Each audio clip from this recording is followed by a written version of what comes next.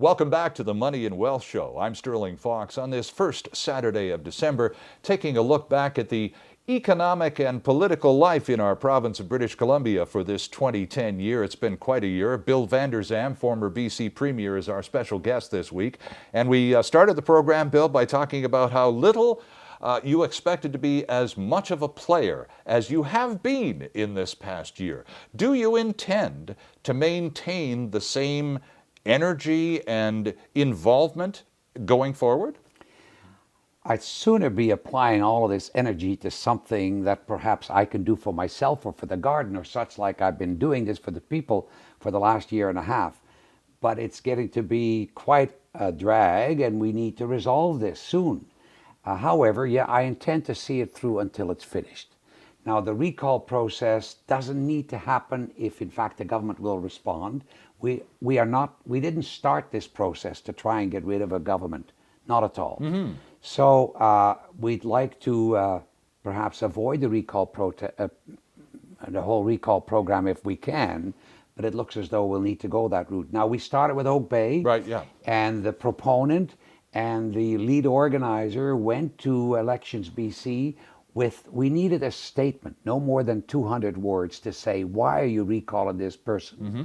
So they prepared the statement, and they also had the canvasser applications for, I think, 150 people or so with them, so that they could start on that particular weekend. This happened last week. But Elections BC has to approve the wording before it gets to the street. That's right. Okay. So they took it in, and the people at Elections BC looked at it and said, well, you need to take out the word we and change it to I, because there's one proponent that's leading this campaign. So that was done, and they checked it out. Otherwise, it seemed to be okay. And it wasn't until 2 days later that the proponent got a call from Elections BC to say that your application has been rejected and your canvasser applications will not be returned. They've been rejected with it. It's all one package. So everybody was very upset about that. The reason given by Elections BC was that we had used acronyms, or they had used acronyms, mm-hmm. like HST. They're supposed to say Harmonized Sales Tax. Which counts as 3 words instead of HST, which is 1, right? They did not go over the word limit, but the moment they started to count HST as 3 words, MLA as 5 words, they went over by 5 or 6 or 7 words, and it was rejected on that basis. It seems to be unbelievable nitpicking. Unbelievable nitpicky, and then to cover themselves, they changed the rules on the website to say acronyms must be written out in full.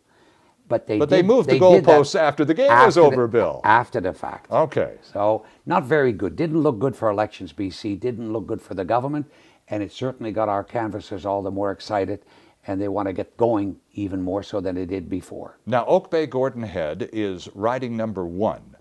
You said there was a bit of a competition. It was decided that Ida Chong's riding was going to be the first. Yeah. Do you have others already on a short list to follow?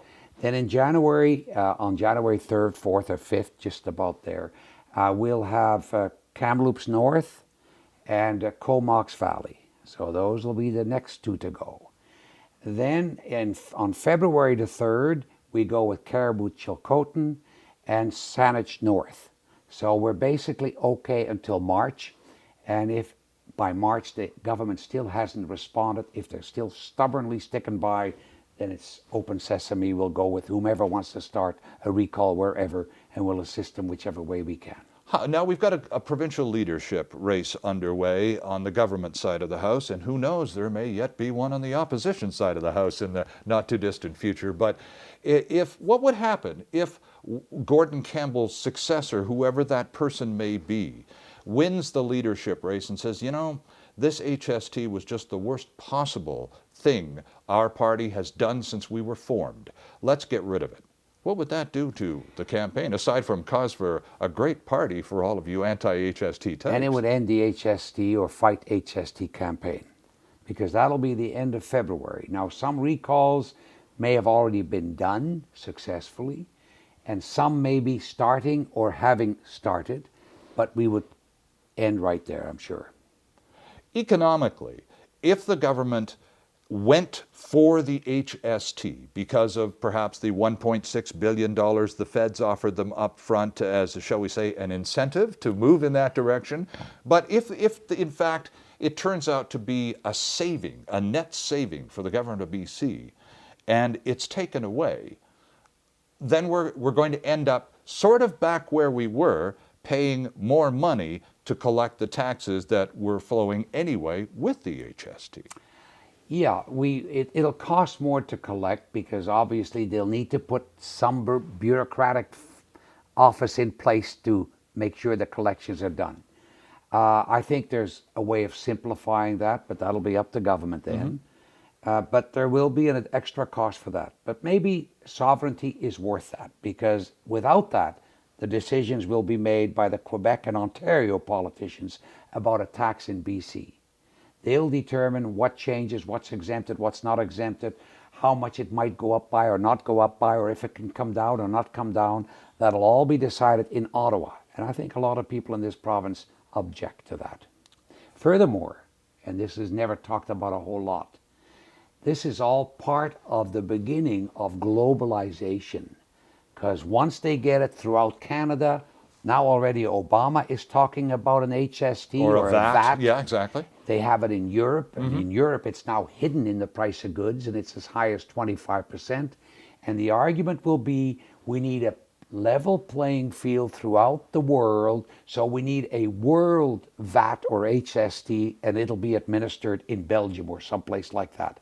Then we've lost all control. So we're on some dangerous ground here. It needs to be addressed properly, and BC should stand back and say we don't want it. Right, and as you said a moment ago, sovereignty does come with a price attached. Yeah, all right. That's right. Bill, we've got 10 seconds. 2011, looking forward to it, or another disaster in the making? No, I look forward to 2011 because I think it'll be the end of the HST campaign. We'll have won. I think we'll have won for democracy in the province and the country. I think it'll be a great year, and I wish everybody out there a very merry, wonderful Christmas. Bill Vander Zalm, a pleasure to have you back on the show, sir. God bless. Thank you. And we'll be right back.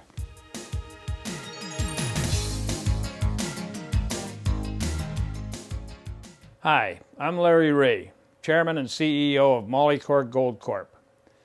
Our major project in Nevada is magnesium. We have a 43101 resource of 52 billion pounds at $1.30 a pound.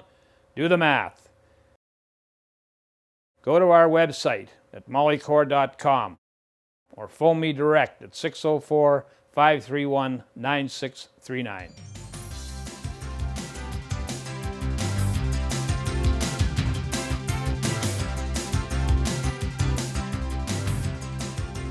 Tax Tips with David Ingram.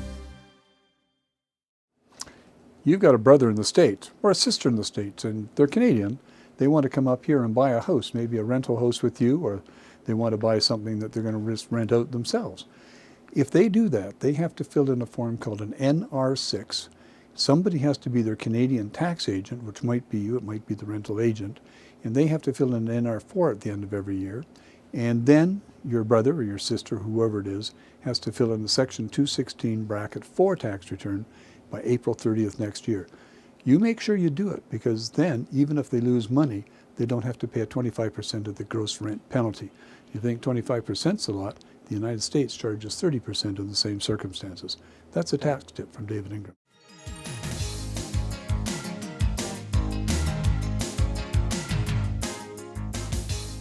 And that's our program for this week.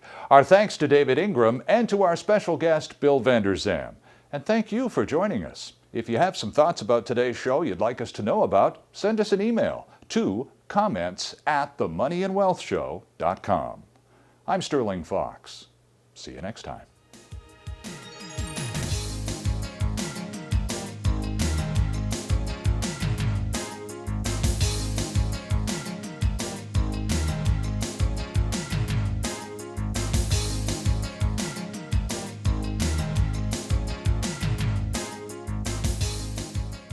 Comments made on the preceding paid commercial program are an expression of opinion only and should not be construed in any manner whatsoever as recommendations to buy or sell any financial instrument at any time.